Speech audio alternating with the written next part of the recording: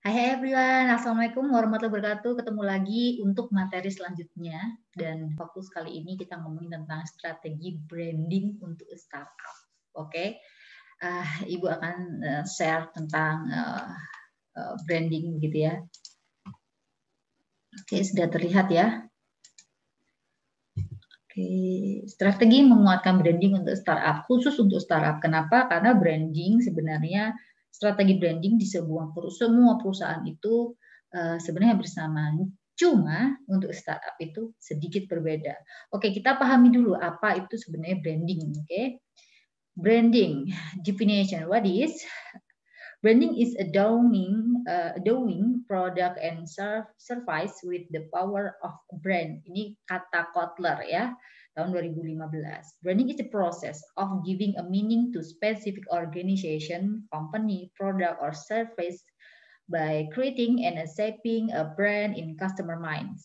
It is strategy designed by organization to help people to quickly identify and experience their brand and give them a reason to choose their product over the competitions by clarifying what this particular brand is and is not. The objective is to attract and retain loyal customer and other stakeholder by delivering a product that is always like with what the brand promises. Oke, okay? Apa sih? Ibu nih ngomong apa sih kok saya bingung gitu ya. Oke, kita pahamin aja lebih mudah dengan bahasa yang lebih mudah gitu ya. Apa itu branding gitu ya? Oke, sekarang kalau misalkan terlihat di pikiran Anda nama Indomie gitu ya. Oke, sebut aja Indomie gitu ya. Kita sebut merek nih. Sebut aja Indomie gitu ya. Mungkin kalian adalah salah satu dari sekian banyak orang Indonesia yang mengidentifikasikan mie instan itu dengan merek tertentu, gitu ya. Kalau misalkan saya mau makan Indomie gitu, padahal yang saya masak itu nggak Indomie gitu. Saya bisa aja ngambil mie sedap gitu. Tapi di dalam pikiran saya ketika saya mau makan mie, saya selalu ngomong Indomie gitu. Tapi mengapa ya gitu? Kenapa merek Indomie itu menjadi kuat dalam industri tersebut? Karena pembangunan citra positif mereka yang tepat gitu ya. Nah, sekarang kalau misalkan ngomongin branding gitu ya, apa sebenarnya arti dari branding itu? American Marketing Association menyebut merek adalah nama, istilah, desain, simbol, atau karakteristik lainnya dari sebuah produk atau jasa yang membedakan dari yang lain. Nah, dari informasi merek gitu kan, ya, branding itu adalah segala usaha untuk menciptakan sebuah brand. Dengan kata lain, proses menentukan misi, visi, serta logo yang dapat dikategorikan sebagai branding. Bisa dipahami ya.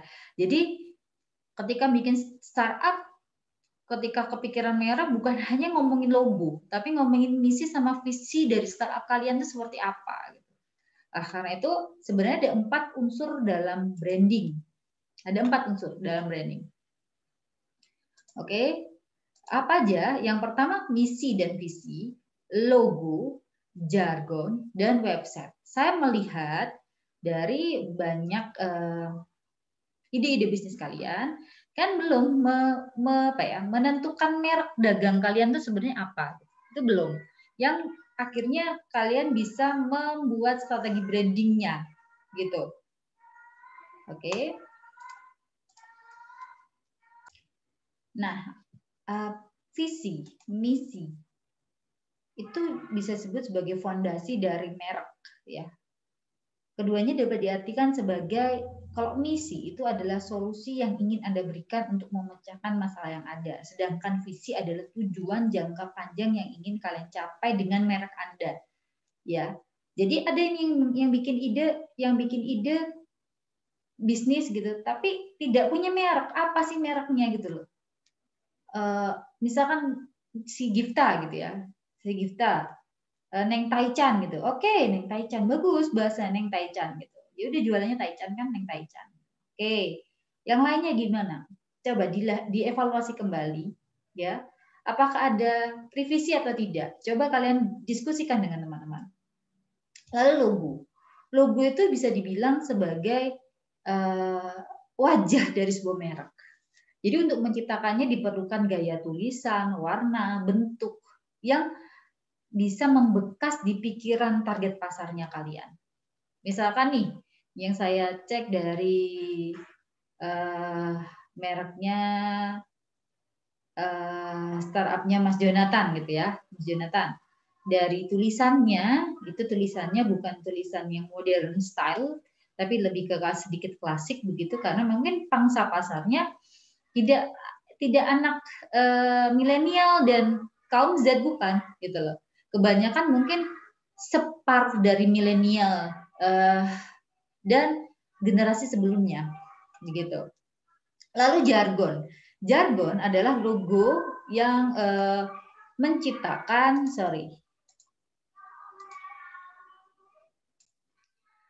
Selanjutnya logo ya.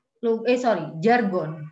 Jargon itu logo yang menciptakan citra visual pada sebuah merek. Sedikit berbeda dengan logo ya.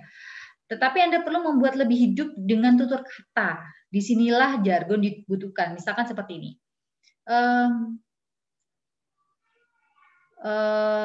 Go laundry.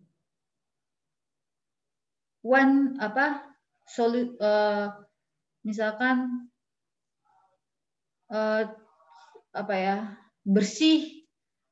bersih dan cepat gitu misalkan. Ada jargonnya gitu. Ya. Sehingga calon pelanggan bisa lebih paham dengan apa merek yang Anda tawarkan. Neng Taichan apa jargonnya? Itu belum, kalian belum punya jargon. Oke, selanjutnya website. Ini jika misalkan memiliki website ya. Kalau misalkan nggak pun gimana ya, kalian juga bisa punya landing page atau media sosial menjadi page kalian, yaitu Instagram kalian. Ya, tampilkan citra merek dan pamflet yang semua kontennya itu arahnya ke sana. Misalkan Neng Taichan ini arahnya ke warna hitam, coklat, ya kan? Misalkan seperti itu. Atau misalkan yang Go Laundry warnanya biru, oke, biru yang seperti apa? Itu yang harus terus di brand. Jangan warna-warni gitu, ya. Di dalam kontennya. Oke. Lah, itu tadi kita ngomongin tentang branding.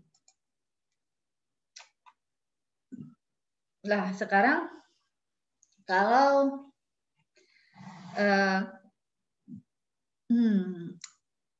apa yang sebenarnya merusak branding gitu ya? Ini yang harus dipahami oleh startup. Branding itu tidak serta-merta dibangun dalam 1 hari ataupun 2 hari, tapi berhari-hari, berwaktu-waktu, dan kalian butuh untuk mengedukasi tersebut. Branding itu tidak hanya soal bagaimana si pelanggan kalian mengenal produk atau layanan kalian, tapi juga pengalaman terhadap apa yang kita berikan kepada pelanggan. Ya, yang bisa merusak dari usaha branding kita yang membutuhkan waktu itu apa? Adalah ketidakmampuan pelanggan untuk mendapatkan ekspektasi mereka terhadap produk atau layanan Anda. Jadi, andai kata kalian membuat konten ya, jangan membuat konten yang mungkin tidak sebenarnya dari produk dan layanan Anda. Pastikan sesuaikan dengan apa yang kalian punya, produk dan layanannya, kalian delivery sejujur-jujurnya. Oke. Lah, ini permasalahannya sekarang. Bagaimana dengan sejujur-jujurnya ini, Bu? Gitu kan ya. Karena apa? Ternyata setelah kalian menyampaikan itu, ada kemungkinan pelanggan itu menyampaikan komentar negatif gitu. Lah, kadang-kadang untuk startup ketika diberikan komentar negatif gitu ya, langsung down dulu gitu. Langsung down dulu. Dan jangan down dulu, kalian harus benar-benar tough ya di sini. Nah, kenapa? Apalagi sekarang nih zaman dimana orang itu bebas untuk berkomentar. Ya, kalau bisa dibilang katanya gini, lebih lebih kejam jari-jarimu gitu ya. Kenapa? Karena komentar itu terkadang bisa negatif gitu loh. Lalu pasar itu bisa mengarah ke arah komentar yang negatif jika tidak di-manage ya kan. Jika kita gagal menindaklanjuti dengan baik. Jadi hal tersebut harus dilakukan seperti apa? Harus dilakukan dengan hati-hati agar tidak menyinggung pengguna atau merusak citra brand yang sudah kita bangun. Nah, sebelum atau bertindak atau menyikapi komentar negatif, kita terlebih dahulu harus memahami, memanfaatkan yang terkandung di dalamnya. Contohnya gini, misalkan gini, meski negatif, komentar tetap berguna kan untuk bisnis kita, gitu. Yang pertama misalkan, oh ternyata kita akan mengetahui selera atau kemauan pengguna itu seperti apa. Ya, kita mengetahui sebenarnya keinginan mereka sebenarnya apa, need-nya mereka itu sebenarnya apa, wants mereka itu sebenarnya apa. Ternyata rawonnya itu yang mereka suka itu lebih ke gurih gitu misalkan. Nah, seperti itu. Ketika kita jualan rawon misalkan, atau ketika Neng Taichan jualan gitu, atau mungkin ketika si Jonathan ataupun kelas lainnya misalkan menyampaikan misalkan ada produk, misalkan oh produknya ternyata kasar gitu kan, ternyata kasar nih. Saya pingin yang lebih halus lagi. Oh, ternyata kebutuhannya lebih halus lagi, misalkan seperti itu. Ya. Lah, yang kedua yang bisa kita ambil dari komentar negatif adalah jalan untuk membangun hubungan yang baik dengan pengguna. Jangan salah loh ya. Ketika ada komentar negatif dengan pelanggan itu bukan berarti dia itu haters gitu. Tidak selalu. Kita bisa memanajemen haters tersebut dengan membangun engagement yang baik ya. Jadi salah satu alasannya mungkin menjadi landasan komentar negatif ya kan. Sebenarnya dia ingin terhubung atau terlibat dengan produk kita. Kita harus memberikan lebih banyak perhatian kepada mereka dan memperlakukan mereka dengan lebih baik. Gitu. Kenapa? Haters itu sebenarnya adalah calon pelanggan setia kalian. Kalau misalkan kita benar-benar tahu sebenarnya keinginan atau kebutuhan mereka itu seperti apa. Gitu. Ya. Lalu, setelah kita bahas selanjutnya nih, setelah kita mengetahui sebenarnya manfaat komentar negatif bagi produk atau bisnis kita itu, bagaimana selanjutnya kita menyikapinya? Komentar negatif sebaiknya tidak diikuti dengan respon negatif. Misalnya gini, ternyata kemahalan, misalnya gitu ya. Ya, lalu responnya negatif. Mahal gimana ya Kak? Namanya orang dagang ya harus cari untung dong. Kalau misalkan nggak untung, ya nggak dagang dong. Nah, respon kita negatif juga nih. Kadang-kadang kita memang susah ya untuk berkata sabar gitu. Itu susah banget. Itu hanya teori gitu ya. Tapi jangan sampai kita membuat respon yang negatif juga. Itu hanya membuat citra produk atau bisnis kita runtuh. Tanggapi mereka yang komentarnya negatif dengan komentar yang baik dan solutif. Baik Kak, terima kasih atas tanggapan Kakak. Selanjutnya akan kami DM bagaimana solusinya untuk menangani hal tersebut. Misalnya seperti itu. Ada beberapa, misalkan seperti kakak saya itu beli online produk, mohon maaf nih, saya sebut merek ya, Cham, pembalut wanita ya. Dan ternyata dari sekian bal yang dia beli, karena kakak saya punya toko gitu kan, ya akhirnya beli banyak gitu. Lah kebetulan ya, ketika dia ambil untuk dia sendiri itu ada pembalut yang hanya separuh, jadi tidak full bentuk pembalut seperti biasanya, hanya separuh. Akhirnya dia foto, dia komplainkan ke Instagram dari pihak Cham gitu ya. Lalu apa yang terjadi? Tidak hanya dikembalikan satu, tapi dibelikan lagi 3 bal. Memberikan solutif bahwa ini memang ada kesalahan di pabrik. Kami mohon maaf. Untuk itu kami memberikan layanan untuk mengakomodir kesalahan dari pabrik kami. Begitu. Lalu apa yang terjadi? Kakak saya memfoto nih. Memfoto 3 bal yang dikirim dan diposting lagi. Dan di-repost sama si pihak Cham bahwa kakak saya menyampaikan terima kasih tanggapannya yang positif. cepat dan tanggap dan memberikan solutif pada pelanggan. Misalnya kakak saya bilang begitu dan di-repost macam. Dan akhirnya komentar negatif tadi hanya karena kesalahan fabrikasi menjadi isu yang positif untuk brand kalian gitu. Bagaimana caranya? Itu manajer dari startup tuh harus benar-benar bisa membalikkan gitu ya, membalikkan bagaimana komentar negatif itu menjadi komentar yang baik dan solutif gitu. Dan efeknya jadi positif ke brand kita gitu. Lah, jelaskan dengan sopan dan detail apa yang mereka inginkan. Jika memang ada kesalahan, biasanya kita langsung lakukan, jangan sungkan untuk meminta maaf, gitu kan. Dan jika mereka menemui masalah, bantu mereka menyelesaikan hal tersebut, gitu. Lah, akhirnya apa? Karena satu hal ya, pelanggan yang berkomentar negatif bisa jadi pelanggan Anda yang paling setia, gitu, oke? Lah, itu ngomongin tentang branding ya, dan gimana memanage komentar yang negatif gitu ya. Lah, selanjutnya ngomongin branding, riset dan strategi. Bagaimana sih di era sekarang ya, kanal pemasaran itu banyak. Salah satunya adalah peran media sosial. Ada 3 sebenarnya platform yang besar saat ini, Facebook, Instagram, dan Twitter, dan bukan 3 ya, 4 di TikTok. Ya, TikTok tuh luar biasa. Dia tidak termasuk media sosial, tapi dia beneran buzzer yang bisa bikin kalian luar biasa impact-nya. Ya, bisa dipelajari sebenarnya untuk membangun strategi branding yang berkelanjutan dari media-media sosial tersebut, dan banyak sekali dan mereka memberikan banyak sekali informasi dan pelatihan ya, bisa dibilang pelatihan untuk mengoptimalisasi media sosial tersebut untuk bisnis kalian.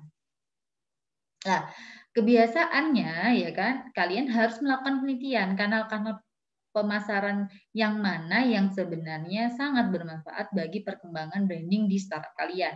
Tidak hanya media sosial, studi di kanal lain seperti SEO, email marketing, ataupun lainnya itu bisa dilakukan untuk menyusun sebagai bahan dasar untuk menyusun strategi.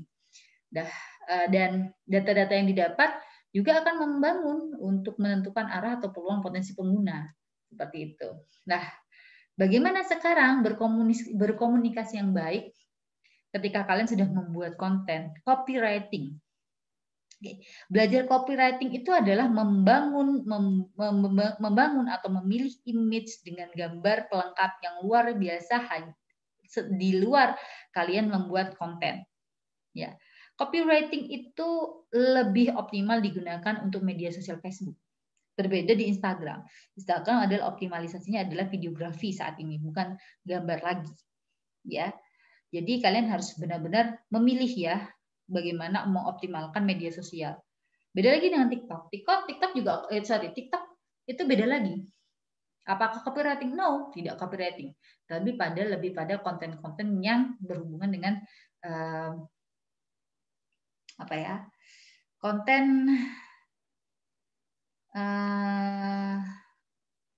konten yang memiliki hak cipta luar biasa, jadi benar-benar yang real gitu, lagu, gerakan dan sebagainya gitu ya.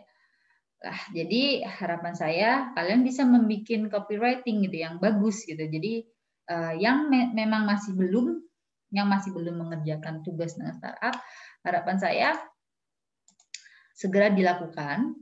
Yang sudah mengumpulkan yaitu kelompoknya kita, tidak ada masalah, itu saja. Atau mungkin misalkan satu minggu ke depan mau dilanjutkan lagi, tinggal diupdate aja tentang laporan insight atau insight dari Instagramnya ya. Jangan lupa Instagramnya harus menjadi Instagram bisnis dulu untuk kalian harus bisa mendapatkan impress dari konten-konten kalian. Begitu. Oke, begitu aja ngomongin tentang branding gitu ya. Ngomongin tentang branding. Sedikit aja karena tapi sebenarnya banyak banget yang kita bisa pelajarin gitu ya. Tapi saya discuss sedikit saja. lebih pada banyak praktek gitu ya, dan ya sedikit saja ya, sedikit saya mau bahas juga nanti di materi selanjutnya mungkin tentang bagaimana membuat branding yang otentik. Branding otentik dibangun secara perlahan. Kita bahas di part selanjutnya. Oke, gitu aja. Kita ketemu di part selanjutnya. Thank you. Bye-bye.